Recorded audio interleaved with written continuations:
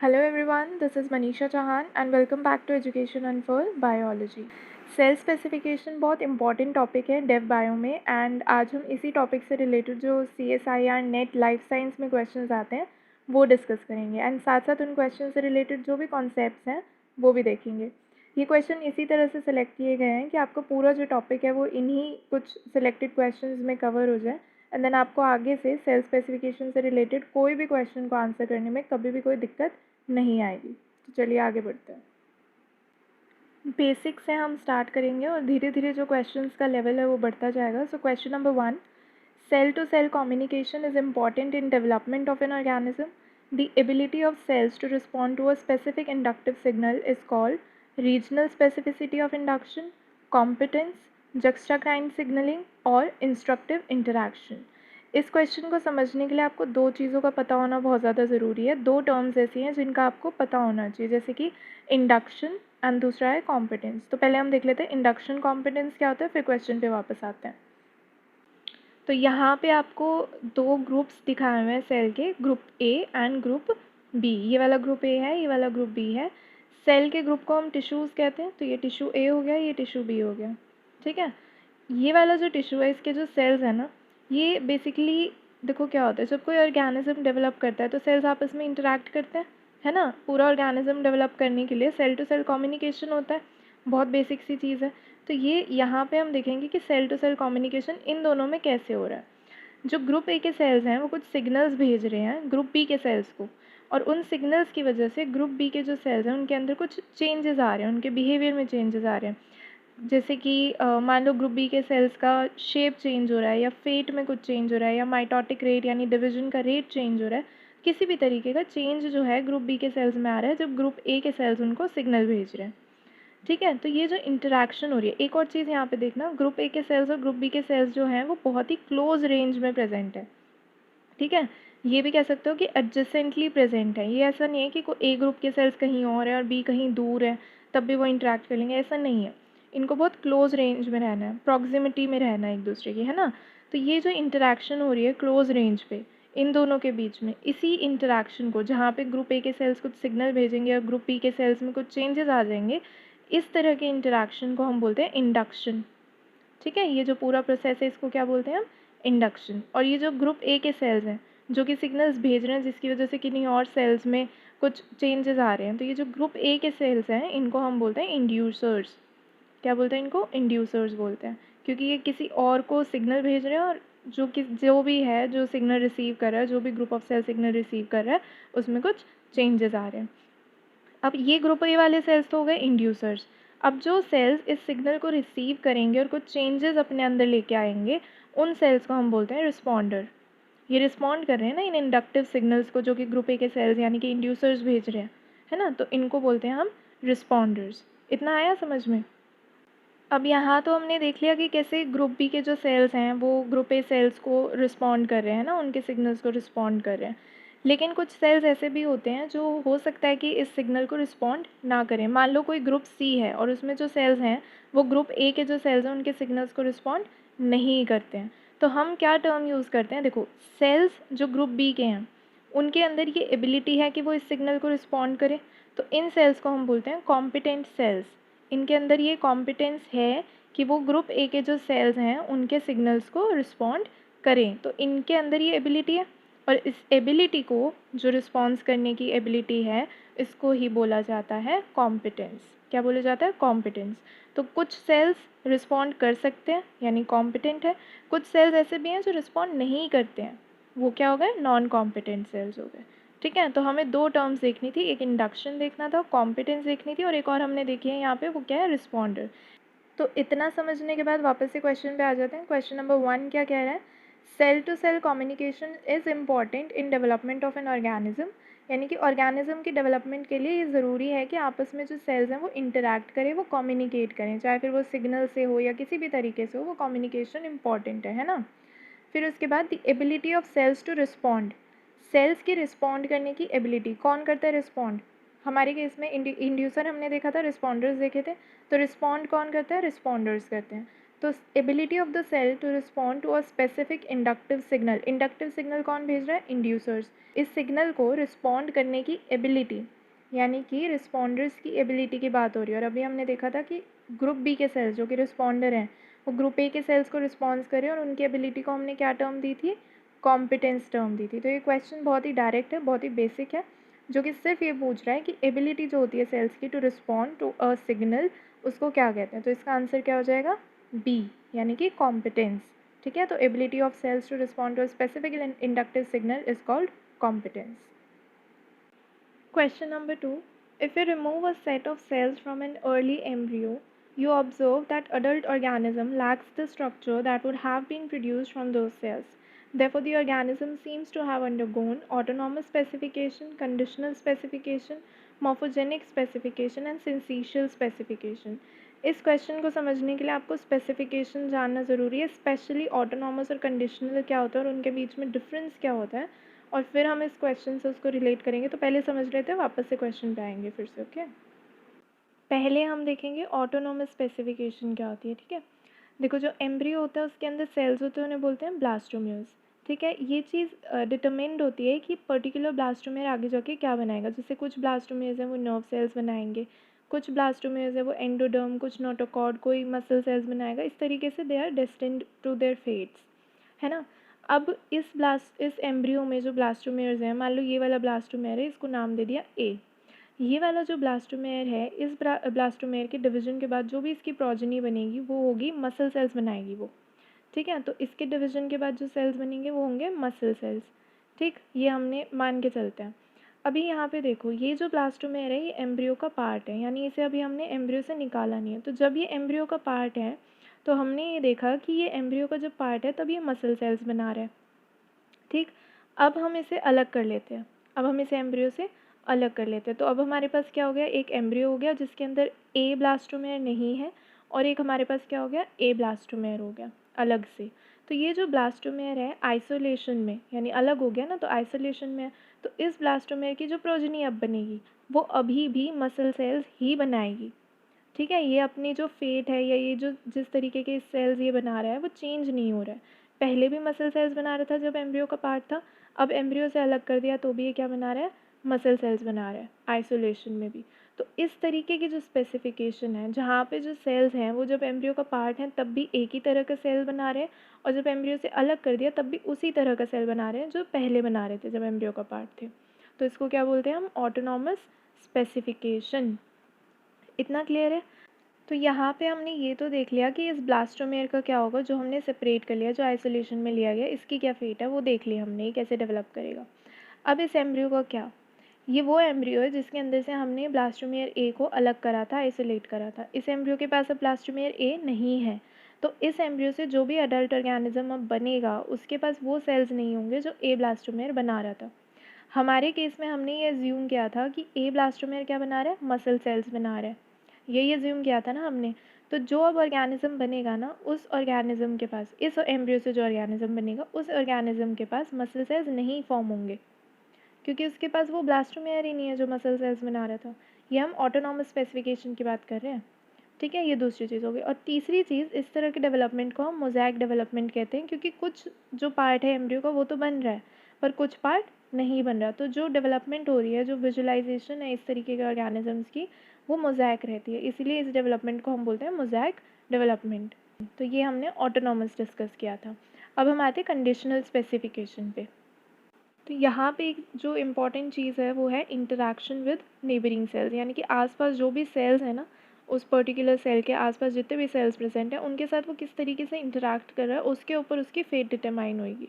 ठीक है, जैसे ऑटोनॉमस में तो हमने ये डिस्कस किया था कि अगर वो एम्ब्रियो के अंदर प्रेजेंट है यानी बाकी सेल्स के साथ इंटरेक्ट कर रहा है, किस तरह से इंटरेक्ट कर रहा है, उस चीज़ पर उसकी फेट डिटरमाइन नहीं हो रही है ना। अगर उसे हम अलग कर दें तो भी वो वही चीज़ बना रहा है जो पहले बना रहा था, यानी कि अगर एम्ब्रियो के साथ मसल्स बना रहा है तो अलग भी मसल सेल्स ही बना रहा है। लेकिन कंडीशनल में ऐसा नहीं होता। मान लो कोई सेल है और वो कंडीशनल स्पेसिफिकेशन दिखाता है, तो इसका ये मतलब हुआ कि उस सेल के पास ये एबिलिटी है कि वो सेल या तो एक्स सेल्स बनाएगा या तो वाई टाइप ऑफ सेल्स भी बना सकता है, वो जेड भी बना सकता है। ठीक है, उसके पास ये पोटेंसी है कि वो इस तरीके के सेल्स बनाता है, डिफरेंट डिफरेंट तरीके के सेल्स बना सकता है, डिफरेंट फेट्स वो अटेन कर सकता है। ठीक, लेकिन जब वो एक एम्ब्रियो में प्रेजेंट है और बाकी सेल्स के साथ प्रेजेंट है, तो बाकी सेल्स के साथ इंटरेक्शन करने की वजह से उसकी जो फेट है उसको रिस्ट्रिक्ट कर दिया जाता है। वो एक्स वाई जेड बना सकता है, लेकिन जब वो बाकी सेल्स के साथ इंटरेक्ट करे उस एम्ब्रियो के अंदर, तो उसको बोल दिया जाता है कि तुम्हें सिर्फ एक्स सेल्स बनाने हैं। ठीक है, तो उसकी जो फेट है उसको रिस्ट्रिक्ट कर दिया जाता है। और ये हम बात करें कंडीशनल स्पेसिफिकेशन की। तो यहाँ पे कंडीशनल स्पेसिफिकेशन में जो सेल की फेट है, यानी कि वो आगे क्या बनाएगा, ये चीज़ डिपेंड करती है कि वो सेल किस कंडीशन में अभी प्रेजेंट है, यानी कि वो किस तरीके से दूसरे सेल्स के साथ इंटरेक्ट करे, किस कंडीशन में वो अभी प्रेजेंट है। इसलिए इसको क्या नाम दिया गया है, कंडीशनल स्पेसिफिकेशन। क्लियर। अब इसको समझने के लिए ना एक एग्जाम्पल ले लेते हैं। मान लो कोई कुक है, ठीक है, वो एक ऐसी सोसाइटी में वर्क करते हैं जहाँ पे अलग अलग तरीके के लोग हैं। जैसे कोई नॉर्थ इंडियन है, कोई साउथ इंडियन है, किसी को इटालियन ज़्यादा पसंद है, किसी को फ्रेंच फूड ज़्यादा पसंद है। इस तरीके के लोग उस सोसाइटी में हैं। ठीक है, उस शेफ़ को, उस कुक को हर तरीके का खाना बनाना आता है। लेकिन जब वो उन लोगों के घर जाता है जो नॉर्थ इंडियन है, तो वो वहाँ पे जाके क्या खाना बनाएगा, नॉर्थ इंडियन ही बनाएगा। यानी उसके पास पोटेंसी तो है कि वो साउथ इंडियन भी बना सकता है, इटालियन भी बना सकता है, वो नॉर्थ इंडियन भी बना सकता है। लेकिन जब वो नॉर्थ इंडियन वालों के घर जाता है तो वो साउथ इंडियन नहीं बनाता, वो नॉर्थ इंडियन ही बनाता है। यानी कि उसकी जो फेट है वो रिस्ट्रिक्ट हो जाती है कि उसे क्या बनाना है, नॉर्थ इंडियन फूड बनाना है। ठीक है, इस तरीके की जो स्पेसिफिकेशन है जहाँ पे उसको बहुत सारा आता है लेकिन वो बनाता एक ही है एक अलग घर में जाके, उसको बोलते हैं कंडीशनल स्पेसिफिकेशन। और दूसरा एग्जाम्पल ले लेते हैं, एक ऐसा शेफ़, एक ऐसा कुक जिसे सिर्फ नॉर्थ इंडियन खाना बनाना आता है और उस सोसाइटी में और कोई ऐसा शेफ़ है नहीं, तो सबने उसी शेफ़ को रखा हो। तो जब वो नॉर्थ इंडियन वालों के घर जाता है तो भी वो नॉर्थ इंडियन खाना बनाता है, साउथ इंडियन वालों के घर जाता है तो भी वो नॉर्थ इंडियन बनाता है, क्योंकि उसे आता ही नॉर्थ इंडियन है। ठीक है, तो इस तरीके की जो स्पेसिफिकेशन थी वो थी ऑटोनॉमस। यानी वो सेल कहीं भी जाए वो क्या बनाएगा, मसल सेल्स बनाएगा, चाहे वो एम्ब्रियो के साथ हो चाहे वो अलग से हो। तो इसको आगे देखते हैं कंडीशनल स्पेसिफिकेशन को। मान लो ये एम्ब्रियो है, ठीक है, इसमें से हमने कुछ ब्लास्टोमेयर्स को आइसोलेट करा। जैसे हमने ऑटोनॉमस के केस में देखा था ना कि एम्ब्रियो में से ब्लास्टोमेयर्स को आइसोलेट करे थे, ए ब्लास्टोमेयर को आइसोलेट करा था। ऐसे ही इस एम्ब्रियो में से हमने ब्लास्टोमेयर को आइसोलेट करा। अब हमने ये चीज़ तो डिस्कस कर लिया कि कंडीशनल के अंदर इस सेल के पास, इस ब्लास्टोमेयर के पास, इससे जो सेल्स बनेंगे वो पोटेंसी बहुत रखते हैं, पोटेंसी ज़्यादा रखते हैं, यानी कि उनकी जो फेट है वो वेराइटी ऑफ सेल टाइप्स बनाने की फेट जो है अटेन कर सकते हैं, तो वो अपनी फेट अकॉर्डिंगली अटेन कर लेंगे। लेकिन जो ये एम्ब्रियो है जिसके पास ब्लास्टोमेयर्स नहीं है, ये वाले जो ब्लास्टोमेयर हमने आइसोलेट कर लिए थे, इस एम्ब्रियो के पास नहीं है ना, कंडीशनल के केस में ये वाला एम्ब्रियो जो इनकम्प्लीट है, जिसके पास ब्लास्टोमेयर नहीं है, ये भी कंप्लीट अडल्ट ऑर्गेनिज्म बनाएगा। ऑटोनॉमस के केस में ऐसा नहीं हो रहा था ना, ऑटोनॉमस के केस में क्या हो रहा था, मोज़ैक डेवलपमेंट हो रही थी, यानी कि अडल्ट ऑर्गेनिज्म में वो सेल्स नहीं थे जो मिसिंग ब्लास्टोमेयर्स बनाता है। यहाँ पे क्या होगा, ब्लास्टोमेयर बेशक मिसिंग है लेकिन जो एम्ब्रियो है उससे जो अडल्ट ऑर्गेनिज्म बनेगा वो कंप्लीट अडल्ट ऑर्गेनिज्म बनेगा। उसके अंदर कोई भी सेल्स जो हैं वो कम नहीं होंगे, सभी सेल्स प्रेजेंट होंगे। ये जो बचे कुछ एम्ब्रियोनिक सेल्स हैं इस एम्ब्रियो के अंदर, ब्लास्टोमेयर को आइसोलेट करने के बाद जो बच गए इसके अंदर, वो अपनी फेट को इस तरीके से ऑल्टर कर लेते हैं कि जो ब्लास्टोमेयर्स एब्सेंट है उनका फंक्शन भी वो परफॉर्म कर सकें।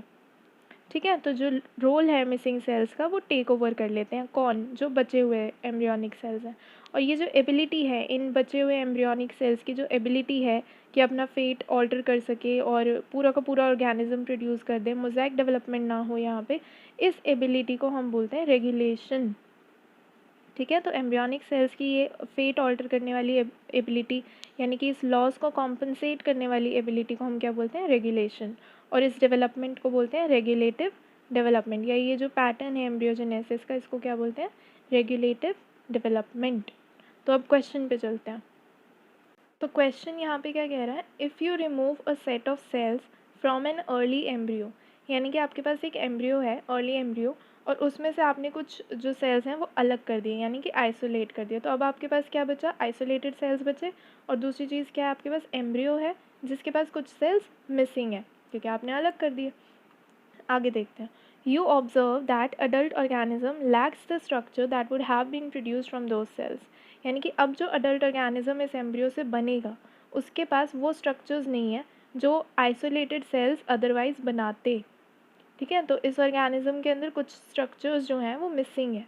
तो इस तरीके की डेवलपमेंट को क्या कहते हैं, therefore the organism seems to have undergone autonomous specification, conditional specification, morphogenic specification या फिर सिंथेसियल स्पेसिफिकेशन।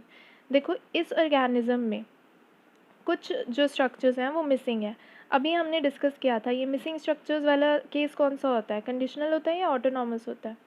ऑटोनॉमस होता है। ऑटोनॉमस के केस में ही होता है ये चीज़ कि अगर हम कुछ ब्लास्टोमेयर्स को आइसोलेट कर रहे थे यानी कि मसल सेल्स हटा रहे थे, तो जो एम्ब्रियो था जिसके पास वो मसल सेल्स नहीं थे, उससे जो ऑर्गेनिज्म प्रोड्यूस हो रहा था वो मोज़ाइक डेवलपमेंट दे रहा था, यानी कि उसके पास जो मसल सेल्स थे वो नहीं बन रहे थे क्योंकि हमने ब्लास्टोमेयर को अलग कर दिया था। सेम यहाँ पे वही केस है।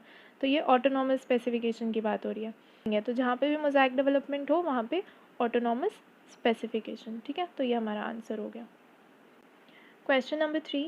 The ability of cells to achieve their respective fates by interacting with other cells is known as autonomous specification, conditional specification, induction and competence. देखो ये सारी टर्म्स हम डिस्कस कर चुके हैं ना। कॉम्पिटेंस इसका आंसर होगा कि नहीं होगा? कॉम्पिटेंस नहीं होगा इसका आंसर, क्योंकि कॉम्पिटेंस तो सेल की वो एबिलिटी है कि वो किस तरीके से एक पर्टिकुलर इंडक्टिव सिग्नल को रिस्पॉन्ड कर रहे हैं। तो यहाँ पे फेट का इस तरीके से कोई लेना देना नहीं है। वो सेल की ability to determine the fates नहीं है, वो सेल की एबिलिटी टू रिस्पॉन्ड है ना। तो अभी तक फेट तो डिटरमाइन नहीं हुई है, तो कॉम्पिटेंस इसका नहीं आंसर होगा। इंडक्शन उस प्रोसेस को कहते हैं, ठीक है, एबिलिटी को इंडक्शन नहीं कहते। इंडक्शन एक पर्टिकुलर प्रोसेस का नाम है, तो ये भी इसका आंसर नहीं होगा। ऑटोनॉमस स्पेसिफिकेशन और कंडीशनल स्पेसिफिकेशन में से कौन सा इसका आंसर है?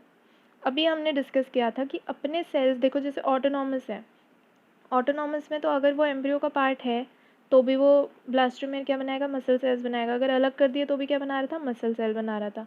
तो उसको तो कुछ लेना देना है ही नहीं सेल से इंटरैक्ट करके अपनी फेट डिटरमाइन करने में, है ना। तो ऑटोनॉमस इसका आंसर नहीं है। इसका आंसर क्या है, कंडीशनल स्पेसिफिकेशन। कंडीशनल स्टार्ट करते ही मैंने पहली चीज़ यही बताई थी कि यहाँ पे सबसे ज़्यादा इंपॉर्टेंट क्या है, सेल टू सेल इंटरैक्शन, कि सेल किस कंडीशन में प्रेजेंट है, उसी बेसिस पे ही डिटरमाइन होता है कि उसकी फेट क्या होगी।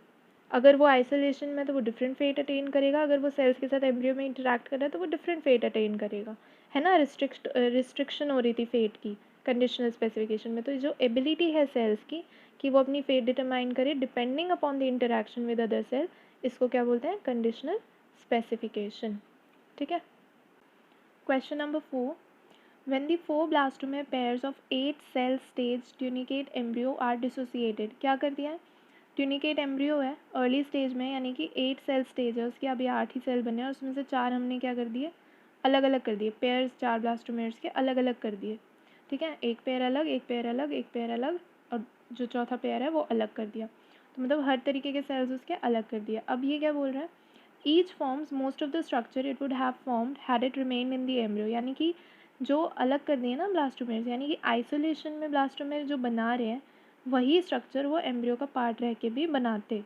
तो ये कौन सा केस बता रहे हैं अभी हमें, ऑटोनॉमस का केस बता रहे हैं। ऑटोनॉमस में होता है ना ये चीज़, एम्ब्रियो का पार्ट रह के अगर एक तरीके के स्ट्रक्चर बना रहे हैं तो अलग रह के भी वो उसी तरीके के स्ट्रक्चर बनाएंगे, है ना, जो पहले बना रहे थे। तो वही चीज़ यहाँ पे हो रही है, 4 पेयर्स को अलग कर दिया और फिर वो वही स्ट्रक्चर्स बना रहे हैं जो वो एम्ब्रियो के पार्ट होते तब बनाते। तो ये क्या हो गई हमारी ऑटोनॉमस स्पेसिफिकेशन। आगे देखते हैं। However, the notochord and the nervous system get specified only if different blastomeres get the chance to interact. लेकिन नोटोकॉर्ड और नर्वस सिस्टम कब बन रहे हैं, जब इंटरैक्शन हो रही है। इंटरैक्शन किसके केस में हमने पढ़ी थी, इंपॉर्टेंट है, कंडीशनल के केस में पढ़ी थी। यानी कि नोटोकॉर्ड और नर्वस सिस्टम वाली फेट अटेन करने के लिए सेल को इंटरैक्ट करने की ज़रूरत है बाकी ब्लास्टोमेर्स से, ठीक है। तो यहाँ पे ये वाली कौन सी स्पेसिफिकेशन हुई, कंडीशनल स्पेसिफिकेशन। आगे देखते हैं। Given below are certain interpretations formulated from the above results. अब उन्होंने कुछ interpretations यानी कुछ sentences दिए हैं ऊपर जो हमने अभी पढ़ा था उसके बेसिस पे, हमें ये देखना है कि कौन से सही हैं, ठीक है। पहला, each pair of blastomeres forming respective structures indicate autonomous specification. यहाँ पे कौन से blastomeres की बात कर रहे हैं, जो वही structures बना रहे हैं आइसोलेशन में जो वो एम्ब्रियो का पार्ट रह के बनाते थे। Each pair of blastomere forming respective structures, respective structures यानी कि पहले जो बना रहे थे वही वाले स्ट्रक्चर्स अभी भी बना रहे हैं, तो वो ऑटोनॉमस स्पेसिफिकेशन है। दिस इज़ ट्रू, सही बात है, ऑटोनॉमस में ही होता है ये चीज़। सेकेंड पे आते हैं। Each pair of blastomeres forming respective structures indicate conditional specification, बिल्कुल गलत है ये। कंडीशनल स्पेसिफिकेशन में आइसोलेशन में कुछ और बनेगा और जब वो इंटरैक्शन कर रहे हैं सेल्स के साथ, यानी ब्लास्टोमेयर जो है वो एम्ब्रियो का पार्ट है, तो वो कुछ और स्ट्रक्चर्स बनाते हैं। तो कंडीशनल में तो ये नहीं होता कि वही रिस्पेक्टिव स्ट्रक्चर्स अलग होके भी बना ले, तो ये बी पार्ट गलत है। आगे देखते हैं।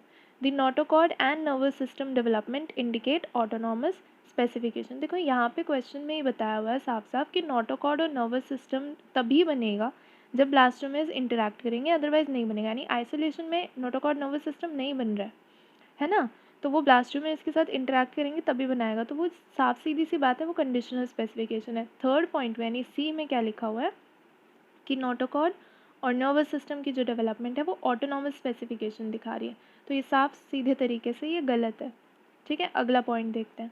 The notochord and nervous system development indicate conditional specification, very true. Notochord और नर्वस सिस्टम का हम दूसरी बार डिस्कस कर चुके हैं यहाँ पे कि इस तरीके की डेवलपमेंट जहाँ पे सेल्स को इंटरैक्ट करना पड़ेगा ताकि वो एक पर्टिकुलर फेट अटेन करें, इंटरैक्शन पे डिपेंडेंट डेवलपमेंट या स्पेसिफिकेशन को क्या बोलते हैं, कंडीशनल स्पेसिफिकेशन। और नर्वस सिस्टम और नोटोकॉर्ड दोनों ही यहाँ पे इंटरैक्शन पे ही डिपेंडेंट है, तो ये क्या हो गया, कंडीशनल स्पेसिफिकेशन। तो कौन कौन से सही हुए, ए पॉइंट सही है और डी पॉइंट सही है, तो इसका आंसर क्या हो गया, ए एंड डी। ठीक है, question number 5, a two celled embryo is made of blastomeres A and B. यानी कि एक एम्ब्रियो है जिसमें अभी दो सेल्स, यानी एक ही डिवीजन हुई है जायगोट में, और अभी एम्ब्रियो जो बना है उसके अंदर दो सेल्स हैं। कौन कौन से हैं, blastomere A and B. If the two blastomeres are experimentally separated, यानी कि इन दोनों ब्लास्टोमियर्स को हमने अलग कर दिया है ना, ए ब्लास्टोमियर को अलग कर दिया, बी ब्लास्टोमियर को अलग कर दिया। The A blastomere generates all the cells it would have normally made या it would normally make। मतलब A blastomere ने जो cells generate करे, अब जो isolation के बाद cells बन रहे हैं ये वही cells हैं जो A blastomere तब बनाता जब वो embryo का part है। यानी कि यहाँ पे किस चीज़ की बात करें, autonomous specification। autonomous में ही होता है ना ये, अगर पहले X cells बना रहा है तो बाद में भी X ही बनाएगा। पहले Y बना रहा था embryo के अंदर तो अलग होके भी Y बनाएगा, तो यही काम ए ब्लास्टोमेयर करें, यानी ऑटोनॉमस स्पेसिफिकेशन दिखा रहे हैं। However the B blastomere in isolation makes only a small fraction of cells it would normally make. यानी कि बी ब्लास्टोमेयर्स को जब आइसोलेट कर लिया तो आइसोलेशन में बी ब्लास्टोमेयर्स ने अपनी फेट को चेंज कर लिया। ठीक है, इसने अब इंटरैक्शन नहीं कर रहा है ना, ये अब एम्ब्रियो का पार्ट नहीं है, पहले ये एम्ब्रियो का पार्ट था, पहले ये ए सेल के साथ इंटरैक्ट कर रहा था, तो इसकी फेट कुछ और थी, ये पूरे पूरे सेल्स बना रहा था, नॉर्मल सेल्स। अब जब हमने इसे आइसोलेट कर लिया तो जो नॉर्मली सेल्स बनाता था उसका एक छोटा सा पार्ट ही बना रहा है, यानी थोड़े ही बना रहा है ना, पूरी तरीके से वो चीज़ नहीं बना रहा जो वो नॉर्मली बनाता है। यानी इसने अपनी फेट को चेंज करा क्योंकि इसे इंटरैक्शन नहीं करने को मिल रहा है ए सेल से। तो इंटरैक्शन पे बेस्ड अगर फेट चेंज होती है तो उसको क्या कहते हैं, उसको कहते हैं कंडीशनली स्पेसिफाइड या कंडीशनल स्पेसिफिकेशन। तो बी ब्लास्टोमेयर यहाँ पे कंडीशनल स्पेसिफिकेशन दिखा रहा है और ए ब्लास्टोमेयर यहाँ पे ऑटोनॉमस दिखा रहा है। Based on the observations above observations only, which one of the following conclusion is correct। Last से शुरू करते हैं। Descendants of B blastomeres are either autonomous और कंडीशनली स्पेसिफाइड। तो ये तो ट्रू नहीं है क्योंकि बी ब्लास्टोमेयर अभी हमने देखा ये कंडीशनली स्पेसिफाइड है, क्योंकि इसकी फेट चेंज हो रही है तो किसी भी तरीके से ये ऑटोनॉमस हो ही नहीं सकता, इसीलिए ये वाला पॉइंट नहीं है। Descendants of A blastomere are conditionally specified, very untrue, यानी कि फॉल्स। ए ब्लास्टोमेयर हमने डिस्कस किया था ऑटोनॉमस स्पेसिफिकेशन दिखा रहे, कंडीशनल नहीं दिखा रहे, इनकी फेट नहीं चेंज हो रही है ना, फेट वही रह रही है, पहले भी एक ही तरीके के सेल्स बना रहे थे और बाद में भी वही सेल्स बना रहे हैं, तो ये भी ट्रू नहीं है, ए कंडीशनल नहीं है, तो this is not true. Then A blastomere is conditionally specified and B blastomere is autonomously specified, again not true. B हमने डिस्कस किया वो ऑटोनॉमस हो ही नहीं सकता क्योंकि फेट चेंज हो रही है, और ए हमने डिस्कस किया वो कंडीशनल नहीं हो सकता क्योंकि कंडीशनल में फेट चेंज होती है, ए की फेट चेंज नहीं हो रही है ना। This point, A blastomere is autonomously specified, very true.